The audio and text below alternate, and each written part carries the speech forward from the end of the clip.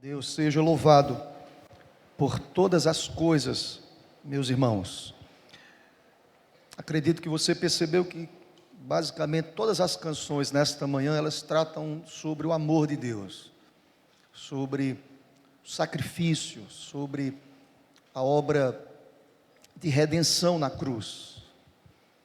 Porque nós entendemos a importância, irmãos, estaremos participando em instantes da mesa do Senhor, e nós conseguimos discernir a importância do sacrifício de Cristo na cruz, desse amor, como cantamos, que é imensurável, que é enorme, que é grande, que não há nenhuma compreensão humana que possa discernir em todos os seus detalhes esse amor, que alcança aqueles que às vezes nós nem queremos alcançar. Lembram de Jonas? Esse amor alcança, que salva o mais vil pecador, que nos alcançou, que foi ao nosso encontro.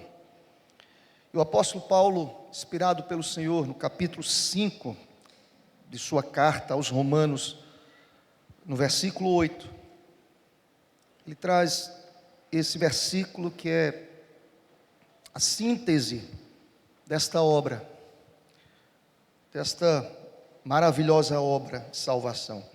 Romanos capítulo 5, versículo 8. E eu lhe convido a estar lendo comigo nesse instante, meu irmão, todos juntos.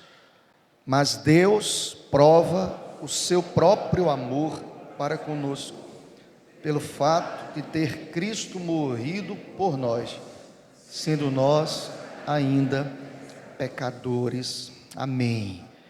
Senhor, fala conosco através da santa palavra, deste texto que é tão significativo para todos nós, que revela-nos o teu amor. Nós queremos te pedir, ó Deus, que o Senhor aplique a exposição deste texto a cada mente aqui, a cada pessoa aqui neste lugar. Inclusive, Deus, oramos também por aqueles que acompanham pela internet. Deus, visita esses corações, fala com eles também, Senhor. Nós te pedimos isso em nome de Jesus. Amém, Senhor. Glória a Deus.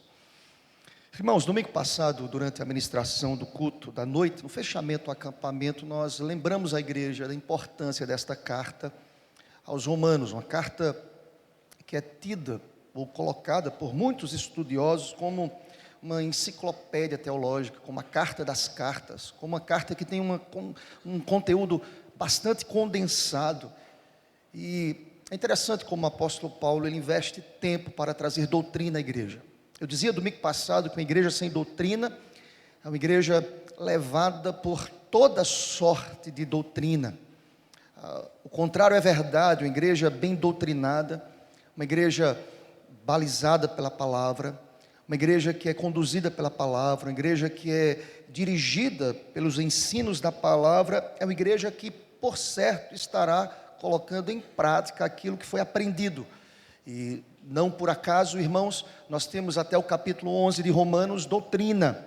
E Paulo prepara os crentes em Roma para uma vida prática. Lembrem-se, eu disse domingo passado que doutrina sem prática gera no coração dos crentes arrogância, vaidade.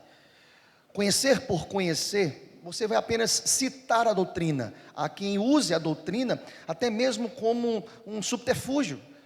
Mas nós entendemos que há uma razão para que a partir do capítulo 12, Paulo convoca a igreja a uma vida prática. Eu preciso aprender, eu preciso colocar em prática. Em síntese, irmãos, de nada me adianta estar dominicalmente no templo ouvindo a doutrina, se eu não consigo colocar esta doutrina em prática a partir do final do culto do domingo.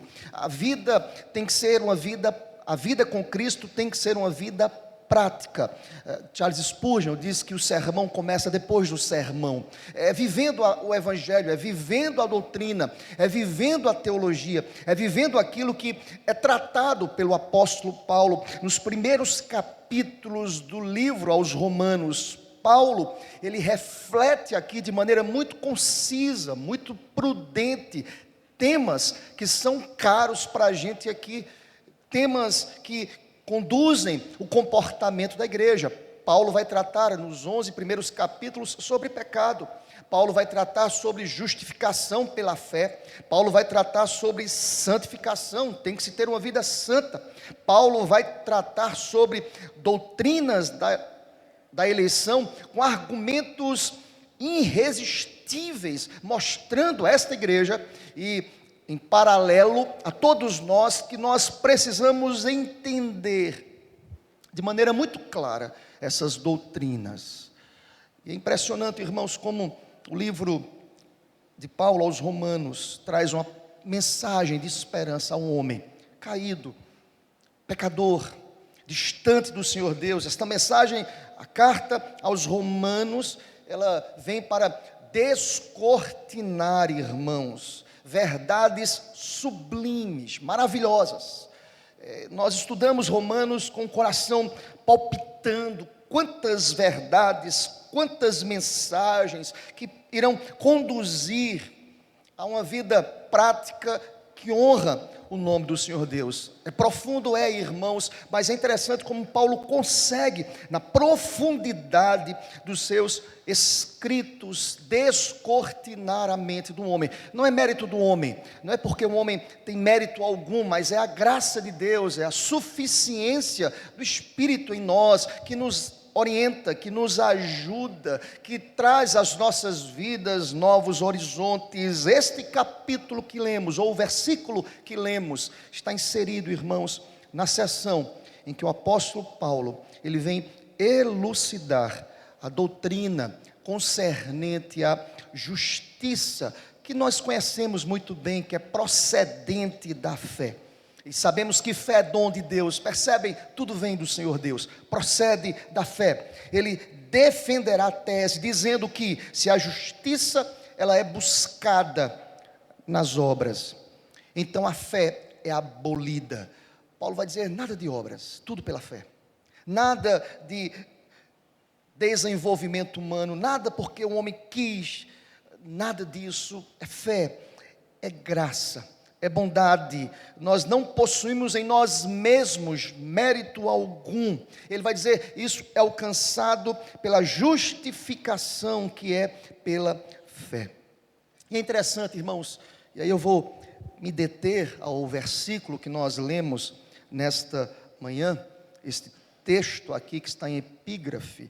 Mas Deus prova o seu próprio amor para conosco pelo fato de ter Cristo morrido por nós, sendo nós ainda pecadores. Que síntese, que resumo daquilo que Deus fez por nós.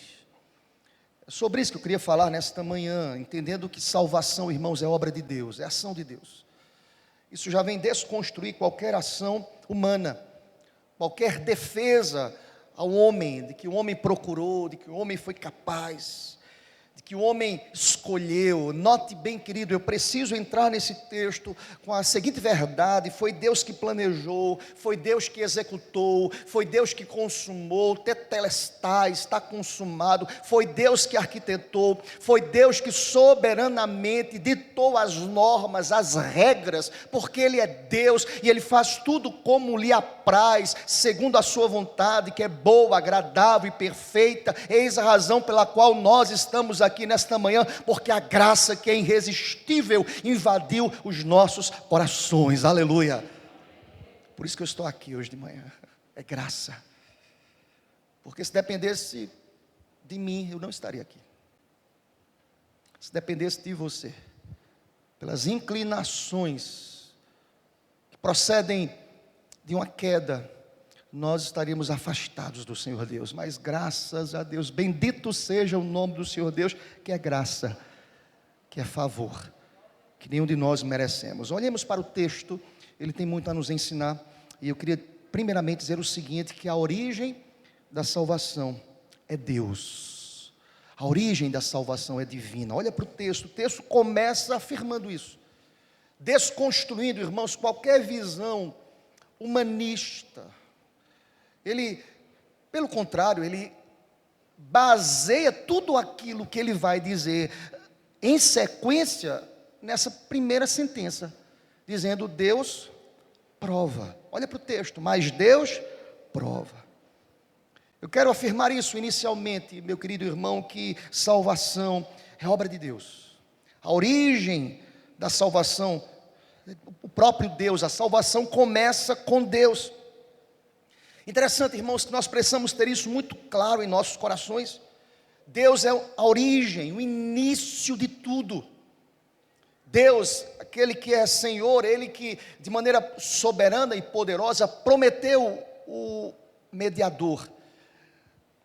O texto que nós lemos como leitura alternada nesta manhã, se você volta rapidamente como exercício bíblico, um bom exercício, você volta para Isaías 61, nos versículos 10 e 11, olhe, nós estamos diante de um texto que é um texto messiânico. Isaías 61, irmãos, trata sobre Jesus aqui, aponta Jesus. E sabe o que diz a palavra de Deus no verso 10? Olhem comigo: regozijar-me-ei muito no Senhor. Origem divina. A minha alma se alegra no meu Deus. Olha a ação de Deus, porque me cobriu de vestes de salvação, me envolveu com manto de justiça, como noivo que se adorna de turbante, como noiva que se enfeita com as suas joias, porque como a terra produz os seus renovos, e como o jardim faz brotar o que nele se semeia, assim, olha a origem, irmãos, o Senhor Deus fará brotar a justiça e o louvor perante todas as nações. Aleluia. Sabe por que eu estou louvando a Deus? Porque Deus fez brotar isso do meu coração. É ação, a origem da salvação é divina, irmãos. Deus, note bem, é a primeira causa de tudo. Este é um conceito reservado para Deus. Paulo vai tratar sobre isso, nesta carta ainda sobre doutrina, no capítulo 11, no versículo 36, está escrito: porque dele, por meio dele e para ele são todas as coisas. Qual é a atitude da igreja? A ele, pois, a glória eternamente. Amém, aleluia. Louvores a Deus, porque dele, ele é a origem. Nós precisamos entender isso, irmãos, e é muito claro para o nosso coração, mas note bem, irmãos, Paulo faz questão de começar o versículo 8 afirmando isso: a aliança estabelecida por Deus com os homens tem origem nele mesmo. A origem da salvação é divina. Mas por que Deus fez isso, irmãos? Por que Deus fez isso? Pessoas como nós, pecadoras, quem sabe esse foi um argumento de alguns crentes naquele contexto, mas por que Deus fez isso? Porque Deus, de maneira inaugural, Ele toma a decisão de salvar esse povo. O texto é autoexplicativo, diz a palavra, que o motivo da salvação é o seu amor, aleluia. A base é o seu amor. Olha para o texto: Deus prova o seu próprio amor para conosco, aleluia. Deus é amor, irmãos, aleluia por isso. Deus prova o seu próprio amor. Irmãos, note bem, Deus faz isso porque o amor de Deus por nós é uma realidade inegável. Deus me amou, Deus me escolheu. O amor de Deus é imenso, o amor de Deus é infinito, o amor de Deus não sofre solução de continuidade, o amor de Deus é imutável. E nós podemos olhar para esse amor, olhando para esse texto, dizendo que Deus prova o seu próprio amor. O amor é inerente à pessoa de Deus, aos seus atributos, irmãos. O seu amor é abundante, e louvado seja Deus Por isso, o amor de Deus sobre o seu povo e sobre as nossas vidas é um amor abundante, nos diz a palavra: onde abundou o pecado, superabundou o amor, a graça de Deus. Deus prova o seu próprio amor para conosco, aleluia. O motivo foi o amor. Toda vez que você olhar para você mesmo e imaginar: por que eu estou salvo? Alguém já fez essa pergunta? Eu já fiz. Por que eu? Eu já fiz as seguintes perguntas para mim mesmo: por que eu nasci num lar cristão? Tantos não tiveram oportunidade disso. Eu faço essa pergunta não porque estou reclamando, tá, irmãos? Que bênção. Mas quando alguém chega para mim e diz assim: pastor, eu queria ter conhecido Deus como um pastor conheceu, desde a tenra idade. Eu me pergunto: por que eu nasci num lar cristão? Porque a minha família, lá na origem, ela foi alcançada pela graça de Deus, favor, amor. E a mesma medida é para aquele que é alcançado depois. Eu não nasci no lar cristão, quem sabe você se questiona, mas houve um momento, não tive nenhuma influência dos meus pais, nesse sentido, de ouvir a palavra, de convidar a palavra, mas aprove a Deus em um momento da história da minha vida, com o seu Santo Espírito salvar. Eu quero lhe dizer nesta manhã, sabe o que é isso, querido? Amor. Deus te amou, aleluia. Porque o amor de Deus, ele é derramado em nosso coração pelo Espírito Santo. É uma espécie, como diz alguns comentaristas, de chuvarada bendita do amor de Deus. Deus derrama a chuva, Ele vem derramando graça, Ele vem manifestando o seu amor. O amor de Deus é abundante, o seu amor é a maneira de Deus mostrar a sua bondade para com os homens. É bondade de Deus, irmãos. O texto diz: Deus prova o seu próprio amor para conosco. Esse é o motivo, é que o amor de Deus revela a bondade de Deus. Para alguns crentes, este é um dos atributos mais importantes de Deus, a bondade, que revela o amor de Deus. Eu entendo, irmãos, que atributo importantíssimo, a bondade, o amor, certamente, irmãos, revela-nos um amor que expressa compaixão, misericórdia, principalmente quando nós tratamos sobre redenção, pessoas pecadoras. Eu tenho dito aqui na igreja, por vezes, quantas pessoas que estão aqui no templo, mas que afirmaram em algum momento de suas vidas: eu jamais serei um crente, eu jamais entrarei numa igreja de crente. Quem sabe alguns que estão aqui até afirmaram, passando em frente a um templo: povo louco, eu jamais estarei numa reunião como essa. Isso é uma lavagem cerebral. Irmão, olha você está aqui hoje nessa manhã. Sabe o que é isso? Amor. Sabe o que é isso? Não dependeu de você. Deus te amou antes da fundação do mundo, aleluia. É amor. A causa e o motivo de Deus ter salvo as nossas vidas é o amor. Pensando sobre o amor, irmãos, ainda sobre essa realidade do motivo, eu entendo que o amor é a essência de Deus. Deus é amor, João diz isso. Percebam que o texto não diz que o amor é Deus, mas Deus é amor. Se o amor, irmãos, é essencial em Deus, ele não pode existir sem ser amor. Deus é amor, é o conceito de João. Eu já disse na igreja, nós temos amor por derivação, porque nós recebemos de Deus, mas Deus é amor.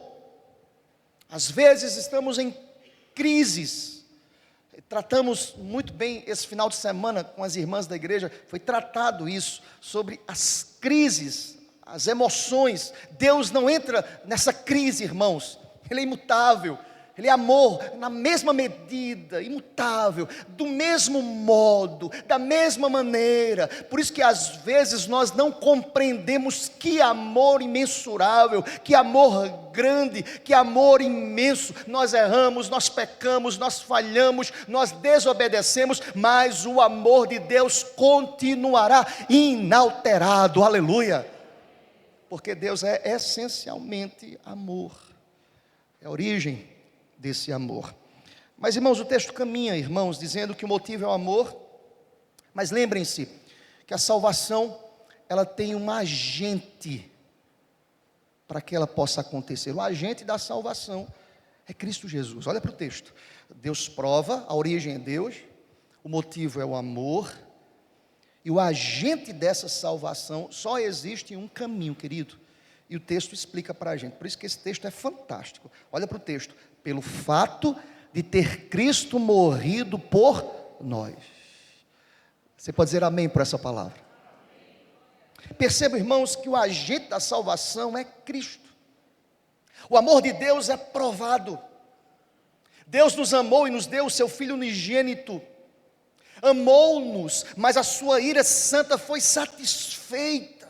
Ele não poupou o seu próprio Filho, antes ele o entregou à morte de cruz. A ira santa de Deus é satisfeita. Ele manifesta justiça, agradou ao Pai moê-lo. Graças a Deus que o agente da salvação é Cristo. Deus lançou sobre Cristo a iniquidade de todos nós, e por sua morte hoje nós temos vida. Seja Deus glorificado para sempre, aleluia. O agente da salvação é Cristo, irmãos. Há só um mediador entre Deus e os homens, Cristo. Não são as minhas obras. Já dizia Martinho Lutero, naquele contexto de indulgências, em que a salvação era comprada, era adquirida pelas minhas posses, Lutero vem e diz assim, nas 95 teses, não, você é justificado pela fé. O agente é Cristo, o mediador é Jesus. Irmãos, pense numa doutrina abençoada, esta doutrina da mediação de Cristo Jesus. Essa doutrina, irmãos, foi discutida por meses na Assembleia de Westminster, tratando sobre esse tema, sobre este dogma, sobre esta doutrina.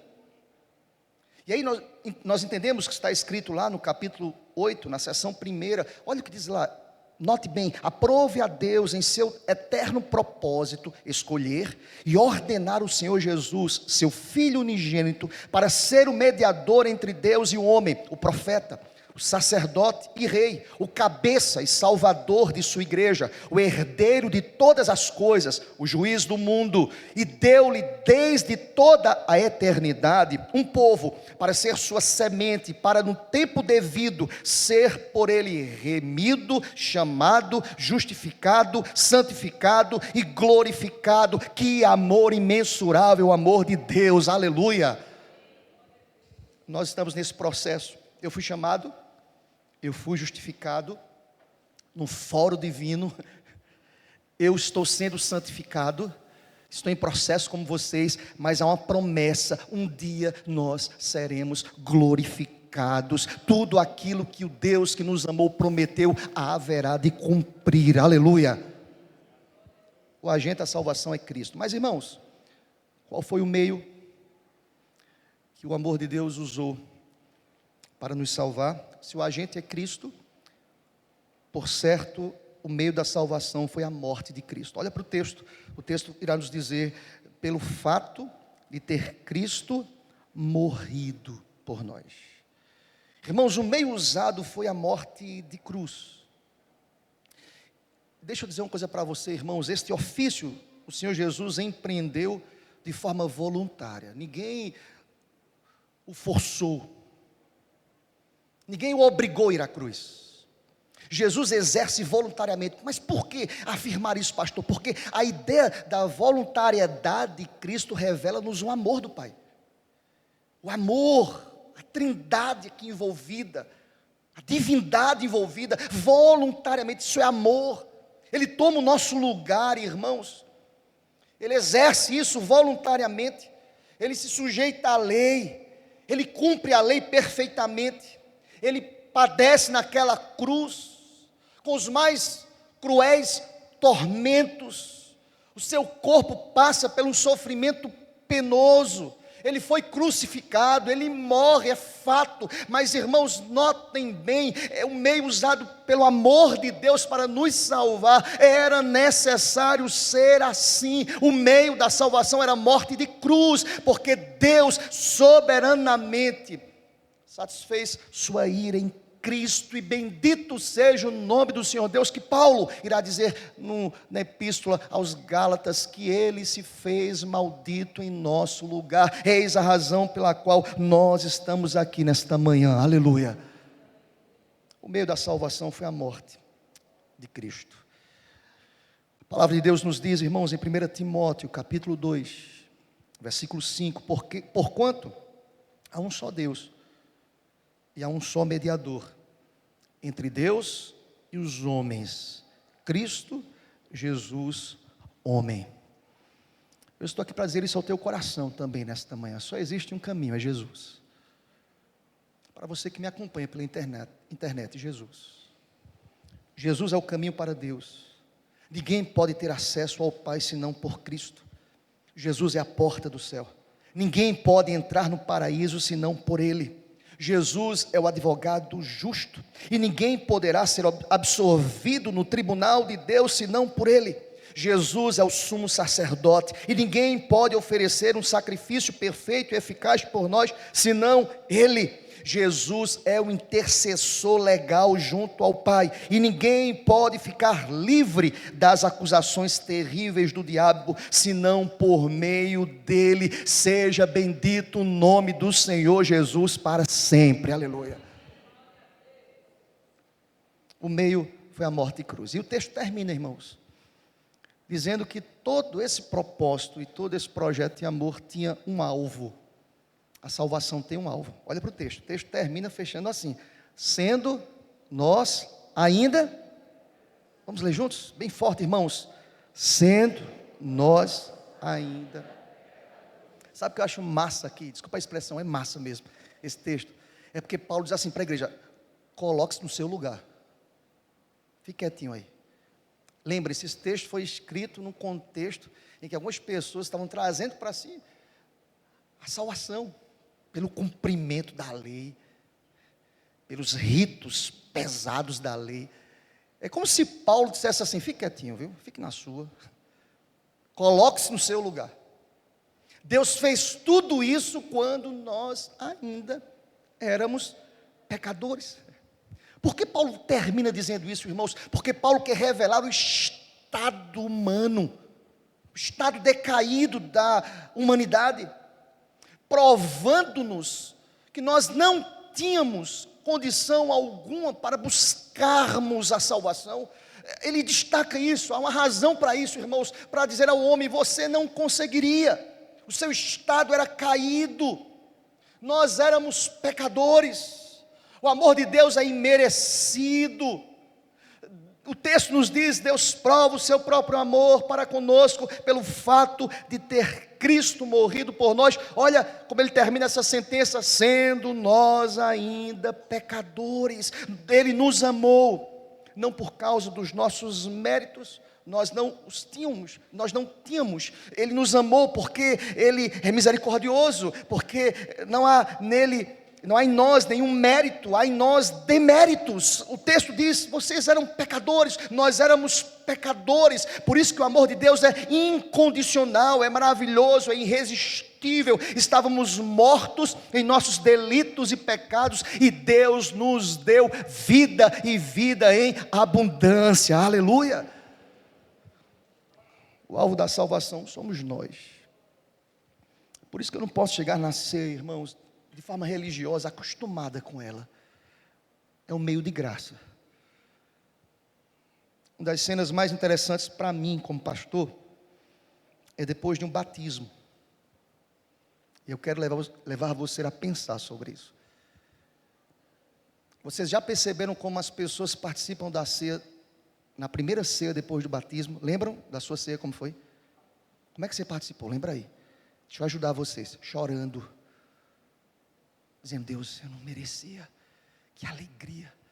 Nós que estamos aqui à frente observamos isso. Primeira ceia, a pessoa pega o pão ali, primeiro elemento, as lágrimas. gratidão no coração. Eu quero lhe dizer nesta manhã, para mim e para você, eu não posso me acostumar com a mesa. É graça. Eu sou o alvo da salvação. Deus me resgatou. Ele trouxe à minha vida, vida. Eu que precisava, nós que precisávamos. Por isso que eu preciso participar desse momento com muita alegria no coração. Irmãos, que bênção poder entender que quando eu era pecador, e sou pecador, Deus de maneira misericordiosa me alcançou, apesar dos meus erros. Paulo destaca com ênfase, sendo nós ainda pecadores, Ele nos amou, e nós continuamos na prática do pecado, e Deus continua nos amando. Seja bendito o nome do Senhor para sempre, aleluia. Eu caminho para o final desta palavra, irmãos, manifestando a minha gratidão a Deus, pelo fato de Deus provar o seu próprio amor, por mim, pecador. Eu lhe convido a fazer isso nesta manhã, querido irmão, em termos definidos aqui no texto. Esse texto é aquele texto que todo pregador gosta. As divisões se encontram aqui nele. Você quer evangelizar alguém, irmão? Você quer falar do amor de Deus para alguém? Pega Romanos 5:8. Os pontos estão definidos aqui. E você pode apresentar aquele que precisa ouvir uma palavra de salvação. Esse amor, que é imensurável amor, que nós não conseguimos entender em toda a sua plenitude. Eu não sei, uma das coisas interessantes na vida do apóstolo Paulo foi aquela experiência que ele teve indo ao terceiro céu. E quando Paulo volta dessa experiência, ele vai dizer que não podia dizer coisas que eram absurdas à mente humana. O homem não conseguiria captar a mensagem daquilo que ele viu, daquilo que Deus preparou para a gente, com muito amor, aquilo que Deus já ordenou, segundo a sua boa e maravilhosa vontade. E eu quero concluir essa palavra citando uma frase muito interessante do Philip Yancey, em seu livro Maravilhosa Graça. Ele vai dizer o seguinte: não há nada que você possa fazer para Deus te amar mais, e não há nada que você possa fazer para Deus te amar menos. Seja bendito o nome do Senhor para sempre. Ele nos ama. Eu não posso usar as medidas que nós usamos como seres humanos. Nós oscilamos, né, irmãos? Tem gente que está amando mais naquele dia, tem gente que está amando menos no outro dia. Tem gente que participa da ceia depois do batismo com tanto amor, e aí vai acostumando, né? Vai acostumando e já participa no automático, né? Pega ali o pão, o cálice. A oração já religiosa, eu confesso meu pecado. No atacado, oh Deus, os meus pecados. Não, eu preciso ter a consciência que Deus me ama. E Ele me ama de maneira intensa. Eu não posso fazer nada para Ele me amar mais. Mesmo que eu participe da ceia com tanta devoção, com tanta piedade, com confissão, o amor e a medida do amor de Deus será a mesma. Mas eu erro, eu peco, eu falho, eu desobedeço. A minha mente me trai, porque o bem que eu quero fazer eu não faço, mas o mal sempre se apresenta diante de mim. Mas louvado seja o nome do Senhor. A medida do amor é a mesma. Deus nos amou, aleluia. E essa é a palavra de Deus para a gente nessa manhã.